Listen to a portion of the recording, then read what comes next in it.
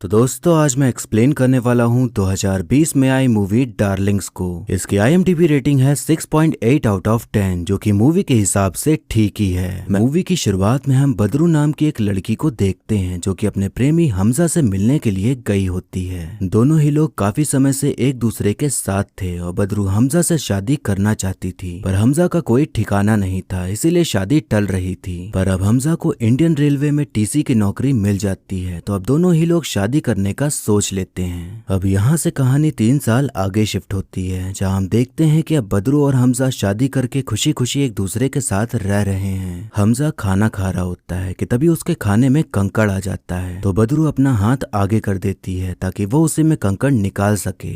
थोड़ी देर बाद एक और कंकड़ उसके मुंह में आ जाता है, पर इस बार वो उसके हाथ में कंकड़ नहीं निकालता बल्कि उसके गले को पकड़ते हुए उसे ले जाता है और उसे बहुत मारता है, वो भी बस इसलिए क्योंकि उसके खाने में कंकड़ आ गया था। अब अगले दिन सुबह सुबह हमजा बदरू से बड़े प्यार से बात कर रहा होता है और उसने कल रात जो उसके साथ किया उसके लिए माफी मांगते हुए प्यार जता रहा होता है। हमजा का प्यार देख के बदरू पिघल जाती है क्योंकि उसे लगता था कि हमजा दारू पीने के बाद ही उसे मारता पीटता है, तो इसमें हमजा की गलती नहीं है बल्कि दारू की गलती है। और हमजा अपने आप को ऐसा दिखाता भी था जैसे उसे बहुत दुख होता है बदरू को चोट पहुंचाने के बाद, लेकिन उसमें उसकी गलती नहीं बल्कि दारू की गलती है। शादी के इतने साल होने के बाद बदरू की 2 बड़ी ख्वाहिशें थीं कि उसका एक अच्छा घर हो और एक बच्चा हो, तो वो बस इसी बारे में बात करती रहती थी, लेकिन हमजा बस हाँ हाँ करते हुए उसे टहलाते रहता था। अब बदरू सारा काम खत्म करने के बाद अपनी माँ से मिलने के लिए जाती है, जो 2-4 घर छोड़कर रहती थी। माँ को पता था कि हमजा बदरू को मारता पीटता है और वो उसे कई बार समझा चुकी थी कि हमजा को छोड़ दो, पर बदरू हमजा से इतना प्यार करती थी कि उसे छोड़ने को तैयार नहीं थी, बल्कि यही सोचती थी कि एक दिन हमजा जरूर बदलेगा।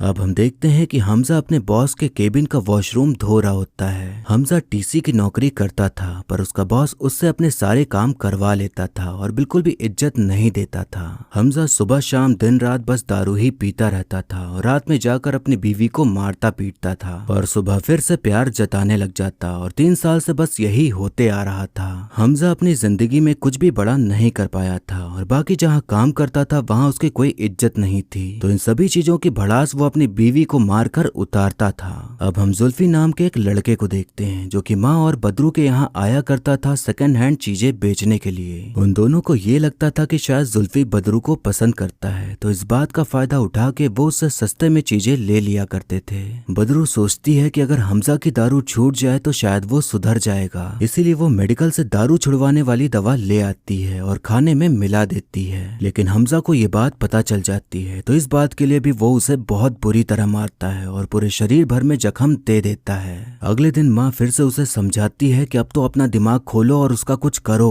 पर बदरू उनकी बातों को नहीं सुनती और सोचती है कि एक और तरीका है हमजा को बदलने का। बदरू सोचती है कि अगर उनका बच्चा हो जाए तो शायद बच्चे के आने के बाद हमजा बदल जाएगा, इसलिए वो एक लाल कलर की कामुक ड्रेस मंगवाती है ताकि उसे पहनकर जब वो हमजा के पास जाए तो उसका दिल मचल जाए और फिर बच्चा होने का प्रोसेस हो जाए। पर उस वक्त वहाँ पर रमन काका आ जाते हैं क्योंकि कॉलोनी में बिल्डर आया हुआ था जो कॉलोनी तोड़कर नई बिल्डिंग बनाकर उसमें फ्लैट देने वाला था। कॉलोनी में सभी लोग मान गए थे सिवाय हमजा के, तो उसी के चक्कर में सब अटका हुआ था, तो बदरू खुद ही बिल्डर से बातचीत करने चली जाती है, लेकिन उसी वक्त वहाँ हमजा आ जाता है और बदरू को वहाँ देखकर उसे तुरंत घर लेकर चला जाता है। बदरू हमजा को समझाने की कोशिश करती है कि हमें बहुत अच्छा घर मिलेगा, लेकिन उसी वक्त हमजा बदरू द्वारा लाई गई नई हील्स वाली सैंडल देख लेता है, तो उसे लगता है कि बदरू स्टाइलिश बनने की कोशिश कर रही है, तो अब वो उन दोनों ही बातों का गुस्सा उसको मार कर निकालता है और बदरू उसे समझाने की कोशिश करती रह जाती है, पर हमजा उसकी एक भी नहीं सुनता और अपनी हैवानियत के चलते वही करता है जो रोज करते आ रहा था। अगली सुबह हमजा फिर उसी तरह प्यार से बदरू को मनाने के लिए आता है, पर इस बार बदरू नहीं मानती, तो हमजा गुस्सा के वहाँ से चला जाता है, जिससे कि ये समझने मिलता है कि वो सुबह भी बस ऐसे ही प्यार दिखाता था, लेकिन अंदर से वो वही इंसान था जो रात को होता था और गलती दारू की नहीं बल्कि उसकी खुद की थी, क्योंकि दारू उसे हैवान शैतान नहीं बनाती थी बल्कि अपनी खुद की सोच के चलते वो बदरू पर जुल्म करता था। बदरू के मन में बहुत ज्यादा गुस्सा भरा हुआ था, तो वो उसी गुस्से में घर की चीजें तोड़ने लग जाती है कि तभी वहाँ जुल्फी आ जाता है और उसे समझ आ जाता है कि फिर से हमजा ने उसे मारा है और वो हमेशा से ही बदरू के चोट के निशान देखते आ रहा था, तो उसे पता था कि उसके साथ क्या होता है। जुल्फी बिना किसी को बताए पुलिस स्टेशन जाकर एक पुलिस वाले के जुगाड़ कार्ड से हमजा के नाम कंप्लेन लिखवा देता है और फिर तब पुलिस बदरू को स्टेशन बुलाती है, जिसके साथ माँ भी आ जाती हैं। पहले तो उन्हें समझ नहीं आता कि उन्हें बुलाया क्यों गया है, पर जब पता चलता है तो वो भी हमजा के खिलाफ कंप्लेन लिखवाने को राजी हो जाती हैं। पुलिस ऑफिसर राजा राम को भी बदरू के चोट के निशान देखकर समझ आ गया था कि हमजा उसके ऊपर जुल्म करता है, इसलिए उनको सपोर्ट देते हुए कंप्लेन लिखने लग जाता है। तभी बदरू आखिरी बार हमजा से मिलने के लिए जाती है तो हमजा उसके सामने रोने लग जाता है और अपने आप को जानवर और ना जाने क्या क्या बोल के इमोशनल ड्रामे करने लगता है। उधर कंप्लेन लिखवाते वक्त माँ कहती हैं कि ना जाने क्यों दारू पीने के बाद मर्द जल्लाद बन जाते हैं, तो पुलिस ऑफिसर बस एक ही बात कहता है कि औरत उन्हें बनने देती है। हमजा ये भी कहता है कि अगर उनका बच्चा होगा तो वो दारू छोड़ देगा और इसी तरह मगरमच्छ के आंसू बहाते हुए कई तरह की बातें कहने लग जाता है। बदरू एक बार फिर उसकी बातों में आ जाती है और कंप्लेन वापस लेने के लिए कहने लगती है और माँ के लाख समझाने पर भी बदरू उनकी एक भी नहीं सुनती।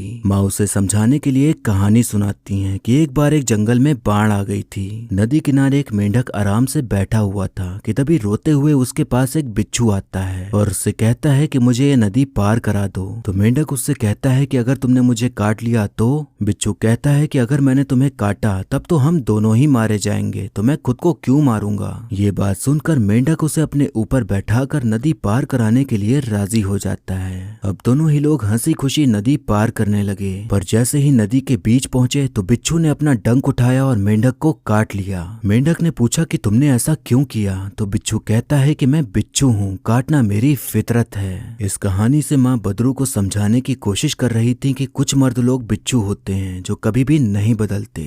बदरू थोड़ा सोचने के बाद कहती है कि ये कहानी आपकी है, क्योंकि पिताजी आपसे प्यार नहीं करते थे, इसलिए आपको छोड़कर चले गए और मैं और हमजा आप और अब्बू जैसे नहीं हैं। दरअसल बात ये थी कि जब बदरू छोटी थी तो उसके पिताजी घर छोड़कर ही चले गए थे, तो माँ ने जगह जगह काम करके अकेले ही बदरू को पाला था और वो छोड़कर क्यों गए, कहाँ गए, किसी को भी नहीं पता था। अब हम देखते हैं कि सभी लोग टैक्सी में घर जा रहे होते हैं, तो हमजा को लगता है कि शायद माँ ने उसकी कंप्लेन करी थी, इसलिए उनको अजीब तरह से छूते हुए परेशान करने लग जाता है। माँ उसका हाथ पकड़कर कहती हैं कि जो लोग औरत पर हाथ उठाते हैं उसे नामर्द कहा जाता है। इस बात पर हमजा गुस्सा जाता है और माँ को ये घूंसा मार देता है। माँ तुरंत टैक्सी से उतर जाती हैं और बदरू से पूछती हैं कि आज तुम्हें फैसला करना ही होगा कि तुम्हें क्या चाहिए। इतना सब होने के बाद भी बदरू हमजा के खिलाफ खड़ी नहीं होती, तो अब माँ उससे कभी भी बात ना करने का सोचकर वहां से चली जाती हैं। अब कहानी यहाँ से 1 महीने आगे बढ़ती है और हम देखते हैं कि हमजा अपने ऑफिस में मस्ती मजाक कर रहा होता है कि तभी उसे पेट के राइट साइड में जोर से दर्द शुरू हो जाता है, तो वो सीधा डॉक्टर के पास भागता है। डॉक्टर उसे बताती हैं कि दारू पी पी के तुम्हारा लीवर खराब हो चुका है, तो बेहतर है कि तुम दारू छोड़ दो, वरना कुछ दिन बाद तुम लुढ़क जाओगे। ये खबर सुनने के बाद टेंशन में आके हमजा घर जाता है, तो उसे बदरू सरप्राइज देते हुए बताती है कि वो पेट से है। हमजा इस बात से काफी खुश होता है और कहता है कि मैंने वादा किया था कि बच्चा होने के बाद मैं दारू नहीं पीऊंगा, तो अब से मैं दारू छोड़ रहा हूँ। और ये सुनकर बदरू काफी ज्यादा खुश होती है, पर असलियत तो ये थी कि हमजा अपने फायदे के लिए दारू छोड़ रहा था, क्योंकि उसका लीवर खराब हो चुका था। उधर हम देखते हैं कि माँ को खाना बनाने का बड़ा शौक था, तो वो खाना खजाना टीवी सीरियल देख देख कर सारी रेसिपी बनाती थी और फिर सोशल मीडिया पर पोस्ट करती रहती थी, इस उम्मीद में कि उनको लोग देखेंगे और खाने का ऑर्डर देंगे। और इन सब में जुल्फी उनका साथ देता था।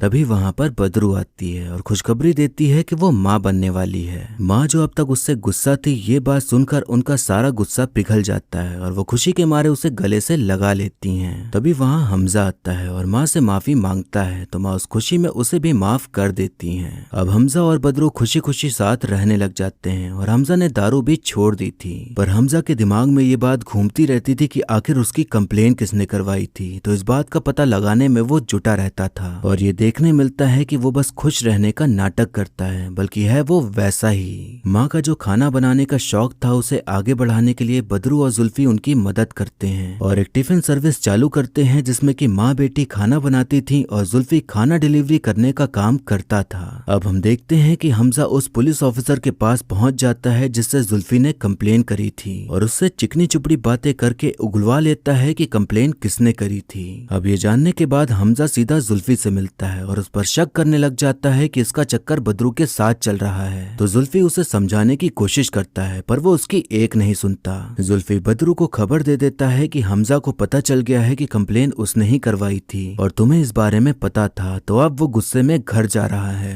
हमजा गुस्से में घर आता है और बदरू को मारने लग जाता है और वो एक बार भी नहीं सोचता कि वो पेट से है। वो उस पर ही शक करने लग जाता है कि उसका जुल्फी के साथ चक्कर चल रहा है और ये तक इल्जाम लगा देता है कि बच्चा भी उसका ही होगा। वो बदरू को घर से निकल जाने के लिए कह देता है और उसके अंदर इतना ज्यादा गुस्सा और हैवानियत भरी हुई थी कि वो बदरू को सीढ़ियों पर से धक्का ही दे देता है और उसके बारे में एक बार भी नहीं सोचता और वहां से एकदम आराम से चला जाता है जैसे कि कुछ हुआ ही ना हो। बदरू गिरते लड़खड़ाते अस्पताल पहुंचती है तो उसे वहां डॉक्टर बताती हैं कि गिरने की वजह से तुम्हारा बच्चा अब नहीं रहा। ये सुनने के बाद बदरू फूट फूट कर रोती है क्योंकि वो कोई छोटी बात तो नहीं थी। तभी बदरू खुद को ही मार डालने का सोच लेती है और खिड़की से कूदने ही वाली होती है कि वो कुछ सोच कर रुक जाती है। अब सीन यहाँ से कट होता है और हम देखते हैं कि माँ बदरू के घर जाती हैं क्योंकि उसी ने उनको बुलाया था और जब वो घर में एंट्री लेती हैं तो वहां का नजारा देखकर उनके होश उड़ जाते हैं। वो देखती हैं कि बदरू ने हमजा को कुर्सी से बांध रखा है और नींद की गोलियां देकर बेहोश कर दिया है। हमजा ने आज तक बदरू के साथ जो भी किया था अब वो उन सभी चीजों का बदला लेने का सोच लेती है और इसीलिए वो खुद को मारने से पहले रुक गई थी क्योंकि उसे समझ आ गया था कि वो खुद को क्यों मारे, जबकि ये हालत तो किसी और ने की है तो उसे ही सजा क्यों ना दें। अब माँ और बेटी दोनों लोग सोचने लगते हैं कि अब आगे क्या करना है और माँ उसे मार डालने के अलग अलग आइडियाज बताने लगती हैं क्योंकि हमजा के प्रति उनके अंदर नफरत ही भरी हुई थी, जो कि सही भी थी क्योंकि वो प्यार करने के लायक तो नहीं था। पर बदरू उसे मारना नहीं चाहती थी बल्कि उसे सबक सिखाना चाहती थी और उसने जो जो अब तक किया वही उसके साथ करते हुए ये चाहती थी कि वो उसकी इज्जत करे। हम देखते हैं कि जब जुल्फी घर आता है तो वो लोग उसे भी बता देते हैं कि उन्होंने हमजा की क्या हालत करी है क्योंकि वो जानते थे कि जुल्फी उनका ही साथ देगा। अब बदरू वही लाल ड्रेस लाल हील्स पहनकर अपने चोट के निशानों को मेकअप से ना छुपाते हुए उन्हें खुद की सुंदरता में अपनाकर एकदम अच्छे से तैयार होती है और हमजा के पास जाती है। हमजा ने एक बार उसे उसकी ही लाल हील्स से मारा था तो बदरू भी उसके साथ वैसा ही करती है क्योंकि उसके अंदर इस बात का गुस्सा भरा पड़ा था कि उसकी वजह से उसका बच्चा मारा गया। हमजा कई दिनों से अपने काम पे नहीं गया था तो उसके बॉस उसे कॉल करते हैं तो बदरू उनसे झूठ बोल देती है कि हमजा अपने गांव गया है क्योंकि उसके पिताजी की मृत्यु हो गई है और वो फोन घर पर ही छोड़कर गए हैं। अब हम देखते हैं कि हमजा को एक कांच का टुकड़ा मिल जाता है जिससे कि वो रस्सी को काटकर आजाद हो जाता है। वो बदरू पर हमला करने ही वाला होता है कि तभी वहां माँ आ जाती हैं और उसे मारकर बेहोश कर देती हैं। माँ के पहचान में एक कसाई वाला था जिसका नाम करीम भाई होता है तो उसके जुगाड़ से वो नशीली दवाई मंगवा लेती हैं ताकि उसका डोज देकर हमजा को नशे में रखें लेकिन थोड़ा बहुत होश में भी रहे।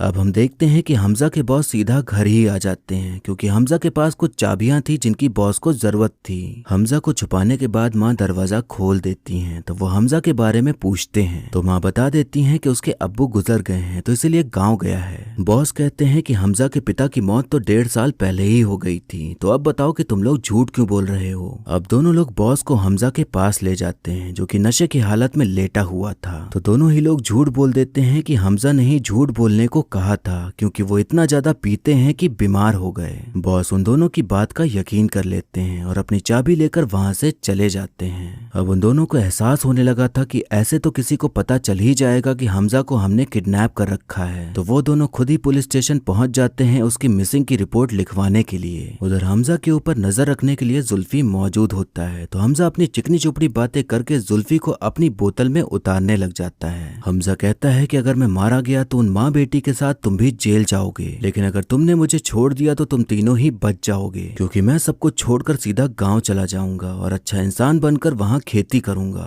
पुलिस ऑफिसर कंप्लेन लिखने के बाद उनके ही घर की तलाशी लेने का कह देता है जिस बात से उनकी हालत एकदम पतली हो जाती है ये सोचकर कि जो दांव वो खेलने गए थे वो उन पर ही भारी पड़ गया। माँ सोचती है कि हम सारा इल्जाम जुल्फी पर ही लगा देंगे ये कहकर कि एक तरफा प्यार में हमजा को उसने किडनैप कर लिया। जब सभी घर पहुंचते हैं तो उन्हें हमजा कहीं नहीं दिखाई पड़ता क्योंकि जुल्फी ने उसकी बातों में आकर उसे छोड़ दिया था। जुल्फी बताता है कि उसने कहा कि वो गांव जाकर खेती करेगा और अच्छा इंसान बन जाएगा तो मैंने उस पर भरोसा करके उसे छोड़ दिया। माँ पुलिस वालों के कान भर देती हैं कि जुल्फी ने ही हमजा को गायब किया है तो पुलिस वाले जुल्फी पर ही शक करने लग जाते हैं कि बदरू के प्यार में पड़ के उसने उसके पति को गायब कर दिया है। तभी जुल्फी कहता है कि उसे बदरू पसंद ही नहीं है बल्कि उसकी माँ पसंद है। ये सुनकर एक पल को वहाँ सन्नाटा छा जाता है क्योंकि मामला तो यहाँ उल्टा ही हो गया था। पर माँ के चेहरे पर हल्की सी शर्मीली मुस्कुराहट देखने को मिलती है है क्योंकि ये सुनकर उन्हें बड़ी खुशी हुई थी। तभी पुलिस ऑफिसर को खबर मिलती है कि हमजा मिल गया है, तो अब सभी लोग पुलिस स्टेशन भागते हैं। हमजा नशे की हालत में था पर फिर भी वो बताने की कोशिश कर रहा था कि उसके साथ क्या हुआ है। पर तभी वहाँ बदरू आ जाती है और खूब नाटक करते हुए उसे घर वापस ले जाने के लिए पुलिस ऑफिसर को मना लेती है।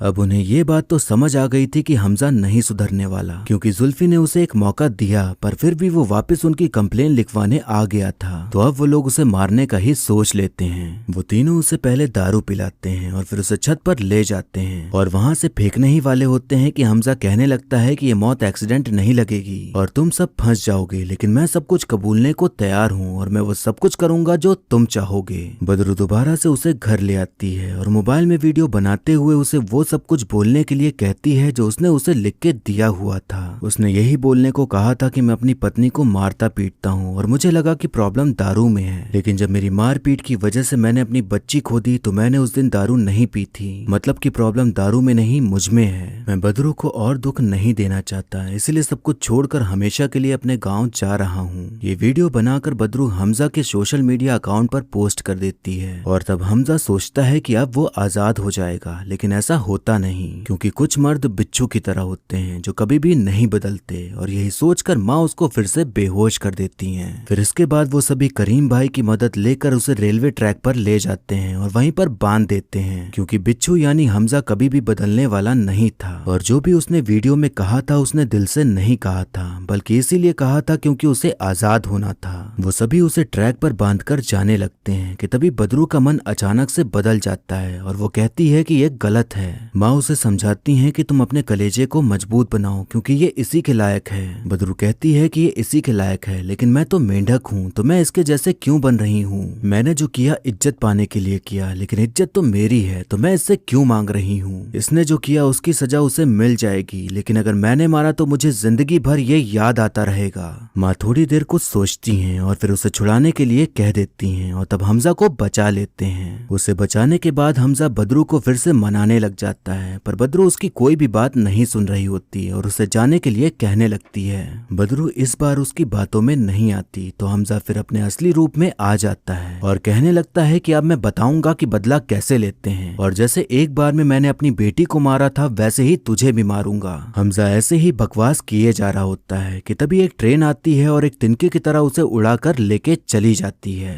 और सभी बस देखते रह जाते हैं कि ये क्या हो गया। अब सभी लोग घर वापस जा रहे होते हैं। तभी माँ बदरू से कहती है कि तुमने जो किया सही किया, अगर मार देती तो जिंदगी भर याद आता रहता। इस बात से यहाँ पर एक राज खुलता है कि बदरू के पिता भागे नहीं थे, बल्कि उसकी माँ ने उन्हें मार डाला था क्योंकि वो भी हमजा की तरह उन्हें रोज मारते पीटते थे। तो एक दिन माँ ये सब बर्दाश्त नहीं कर पाई और उन्हें खत्म कर दिया। मारने के बाद माँ बदरू को लेकर करीम भाई के यहाँ पहुंच गई क्योंकि उस वक्त भी वही थे जो उनकी मदद कर सकते थे। और फिर करीम भाई ने उनके पति की लाश ठिकाने लगा दी और फिर हमेशा यही कहानी रह गई कि वो घर छोड़कर चले गए। बदरू ने हमजा से सब कुछ बुलवा कर वीडियो बना लिया था और उसके अकाउंट से पोस्ट भी कर दिया था। तो पुलिस वाले यही सोचते हैं कि शायद हमजा ने खुद ही जाकर सुसाइड कर लिया। तो अब पुलिस भी इस केस को बंद कर देती है और अपने काम में लग जाती है। अब हम देखते हैं कि बदरू ने अकेले ही अपनी जिंदगी जीना शुरू कर दिया है और वो काफी खुश है। जो चीजें वो हमजा के साथ रहकर करती थी, जैसे मूवी देखना, आइसक्रीम खाना, घूमने जाना, अब वो अकेले करने लगी है और अब उसके चेहरे पर कोई निशान नहीं बल्कि मुस्कान है। और यही मैसेज देते हुए मूवी यहीं पर खत्म हो जाती है।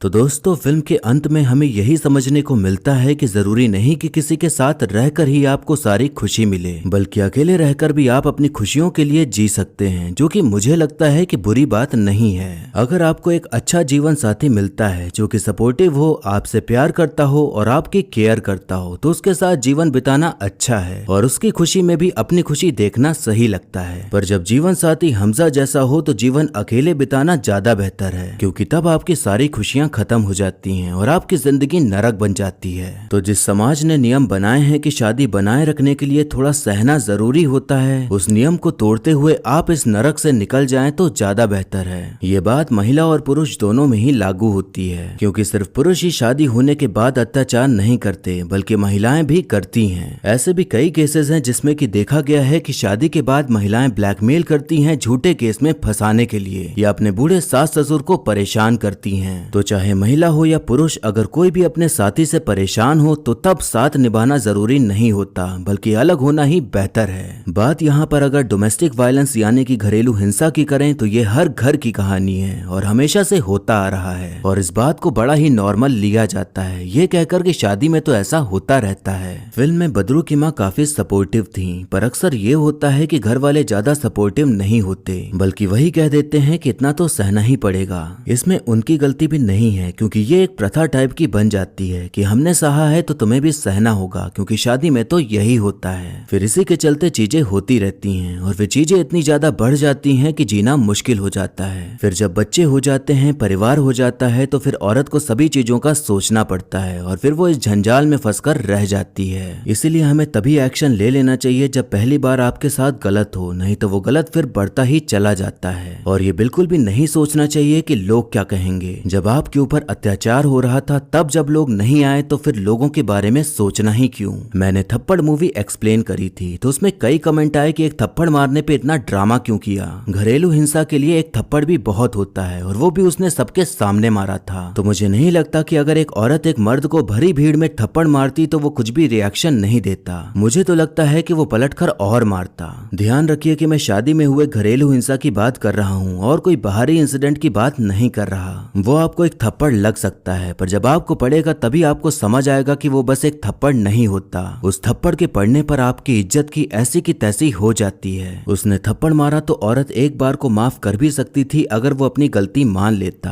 पर उसे यही लगा कि ये कोई बड़ी बात नहीं है और उस चीज के लिए माफी भी नहीं मांगी। तो तब ये एक बहुत बड़ी बात हो गई, क्योंकि उसे अपनी गलती का एहसास भी नहीं हुआ कि उसने किया क्या है। तो इस वक्त पर सामने वाले को एहसास दिलाना जरूरी होता है कि उसने जो किया वो गलत था, ताकि आगे चलकर वो और गलत ना करे। हमजा गलत पे गलत करते आ रहा था और हर बार गलत करने के बाद वो माफी मांगता और दारू को ब्लेम करता कि उसकी वजह से सब होता है। पर जब उसने बदरू को सीढ़ियों से धक्का दिया तब उसने दारू नहीं पी थी, जिसका मतलब कि दारू की गलती कभी थी ही नहीं। उसे बहुत बार सुधरने का मौका मिला, पर उसने हर मौके का फायदा उठाया और आखिर तक वो नहीं सुधरा, जिसके चलते उसे खुद ही सजा मिल गई। और एक और मूवी एक्सप्लेन करी थी, जो कि मूवी तो नहीं थी बल्कि एक शॉर्ट फिल्म थी, जिसका नाम था एक दुआ। उसमें एक मुस्लिम फैमिली दिखाई गई जिनको लड़का चाहिए था, तो जब लड़की हुई तो उसका अबॉर्शन करवा दिया गया। तो उस शॉर्ट फिल्म में मैसेज देने की कोशिश करी गई कि लड़की पैदा होना कोई गलत नहीं है, पर इस मैसेज को समझने के बजाय लोगों को ये दिखा कि इसमें मुस्लिम धर्म दिखाया गया है और हमें बुरा दिखाया गया है। लोग अब फिल्म का मैसेज समझने के बजाय ये देखने में ज्यादा रुचि दिखाते हैं कि किसका क्या नाम है और किस धर्म को दिखाया गया है, ताकि फिर उस पर अपनी टिप्पणी कर सकें। मुस्लिम फैमिली को लेकर कुछ दिखाया जाए तो वो लोग बुरा मान जाते हैं और कहते हैं कि हमें ऐसा क्यों दिखाया, और वहीं दूसरे धर्म के लोग कहते हैं कि हाँ, इनके यहाँ तो ऐसा ही होता है। वहीं हिंदू फैमिली को लेकर दिखाया जाए तो वो लोग बुरा मान जाते हैं और वहीं दूसरे धर्म के लोग बोलते हैं कि हाँ, इनके यहाँ तो ऐसा ही होता होगा। इस धर्म की बहसबाजी में फिल्म में जो मैसेज होता है उसकी आवाज कहीं दब सी जाती है और उसे सुनने वाला कोई नहीं होता। साफ बात मैं यहाँ ये कहना चाहूंगा कि महिलाओं पे अत्याचार, पुरुषों पे अत्याचार या माँ बाप पर अत्याचार या लड़की होने पर इलीगल अबॉर्शन करवा देना और ऐसे ही कई सारे जो क्राइम है वो हर फैमिली में होते हैं और इसका धर्म से लेना देना है ही नहीं। लोग अपने धर्म को डिफेंड करने लग जाते हैं और ऐसा जताते हैं कि उनके धर्म में रहने वाले लोग तो ऐसा करते ही नहीं है। पर सच तो ये है कि धर्म तो हमें कुछ भी गलत करना नहीं सिखाता, लेकिन फिर भी इंसान गलत काम करता ही है, फिर चाहे वो किसी भी धर्म का हो। यहाँ मैं धर्म को नहीं बल्कि लोगों को गलत कह रहा हूँ जो धर्म का सहारा लेकर अपनी गलतियों को छुपाने की कोशिश करते हैं और कहते हैं कि हमारे में तो ऐसा कुछ होता ही नहीं है। अगर ऐसा ही होता तो इतने कायदे कानून बनाने की जरूरत ही न पड़ती और देश एकदम अच्छे भले लोगों से भरा होता, पर ऐसा तो बिल्कुल भी नहीं है। तो सभी को ये बात समझनी पड़ेगी कि इन सब चीजों का धर्म से लेना देना नहीं है, बल्कि हम इंसान ही हैं जो अच्छी या बुरी चीजें करते हैं। तो धर्म को साइड करके जो समाज में गंदगी फैली हुई है और ऐसे लोग जो इस तरह के काम करते हैं उन पर एक्शन लिया जाए तो ज्यादा अच्छा होगा। इस फिल्म में पुलिस ऑफिसर को बहुत ही ज्यादा सपोर्टिव दिखाया गया है, जो कि बहुत नई बात है, क्योंकि ज्यादातर फिल्मों में तो पुलिस को विलन के रूप में ही दिखाया जाता है। तो लोग ये कह सकते हैं कि जब पुलिस वाला अच्छा मिला था तो बदरू को पुलिस कंप्लेन ही लिखवानी चाहिए थी, कानून को खुद के हाथ में नहीं लेना चाहिए था। पर बात यहाँ ये है कि बदरू का खून तब खौला जब उसकी बच्ची मारी गई। अगर वो कंप्लेन लिखवाती भी तो बस ज्यादा से ज्यादा डोमेस्टिक वायलेंस के केस में 3-4 साल के लिए जेल होती और फिर वो छूट जाता, तो उसे एक बच्चे को मारने की सजा तो नहीं मिलती और जो दर्द और पीड़ा उसने सही उसके लिए इतनी सजा तो कम ही है। तो शायद इसीलिए उसने ये कदम उठाया और खुद ही सजा देने का सोच लिया।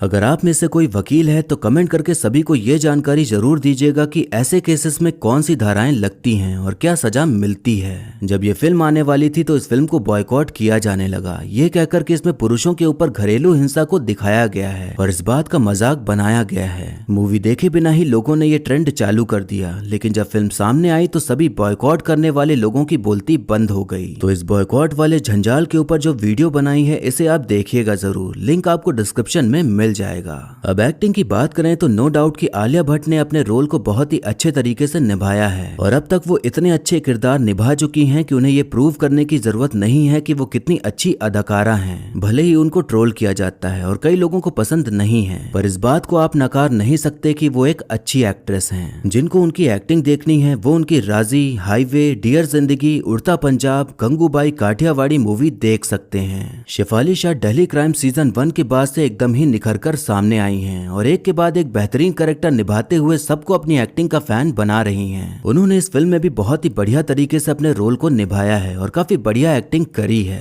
वहीं विजय वर्मा भी काफी जाने माने कलाकार हैं और एक्टिंग के मामले में वो भी बेस्ट माने जाते हैं और उनकी एक्टिंग भी सही देखने को मिलती है। बाकी और जितने भी सह कलाकार हैं उन सभी ने अपने रोल को काफी अच्छे से निभाया है। मैं बस यही कहना चाहूंगा कि अगर किसी के साथ ऐसा कुछ हो रहा है तो आपको सहने की जरूरत नहीं है, आप उस माहौल से निकल सकते हो। शादी के बंधन में प्यार, केयरिंग, लगाव, घूमना फिरना, हंसना बोलना, एक दूसरे के साथ टाइम बिताना होता है, पर ये किसी को हक नहीं मिलता कि वो एक दूसरे के ऊपर हाथ उठाए या मारे पीटे। मस्ती मजाक में सभी लड़ाइयां करते हैं, पर जब बात सीरियस हो तो उसे टाले नहीं, बल्कि एक फैसला लें और सोच समझ कर समझें कि आपको अपनी लाइफ के साथ क्या करना है। तो ये था एक्सप्लेनेशन डार्लिंग्स मूवी का। आपको मूवी और मेरा एक्सप्लेन करना कैसा लगा ये कमेंट करके जरूर बताइएगा और ऐसे ही आने वाली वीडियोस देखते रहने के लिए हमारे चैनल को सब्सक्राइब करें और बेल आइकन दबा दें, जिससे कि आपको नई वीडियोस की नोटिफिकेशन मिल जाएगी।